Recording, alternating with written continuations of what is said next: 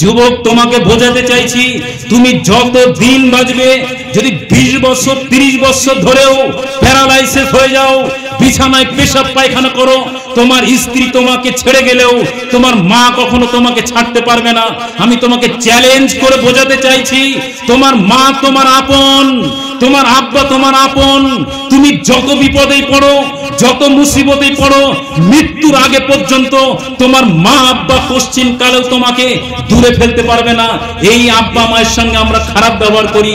এই আব্বা মা হাসরের ময়দানে, এই মা হাসরের ময়দানে সন্তানকে অস্বীকার করবে, এত কঠিন পরিস্থিতি তৈরি হবে। সেই দিন শুধুমাত্র একমাত্র আমার আপনার দয়ার নবী আমার আপনার জন্য শাফায়াত করবেন।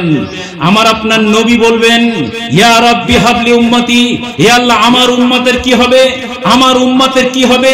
অর্থাৎ আমি আপনি যদি হাসরের ময়দানে আল্লাহ সুবহানাহু ওয়া তাআলার কাছে পরিত্রাণ পেতে চাই, নবীর শাফায়াত পেতে চাই, কঠিন আযাবের জায়গা জাহান্নাম থেকে বেঁচে জান্নাতে যেতে চাই, তাহলে অবশ্যই অবশ্যই সমাজের দিকে তাকালে হবে না, বেশিরভাগ মানুষ কি করছে সেদিকে তাকালে হবে না। চোখ বন্ধ করে মুহাম্মদ সাল্লাল্লাহু আলাইহি ওয়াসাল্লাম যা বলেছেন, যা করেছেন, যা সমর্থন করেছেন, এটাই জীবনে ধারণ করতে হবে।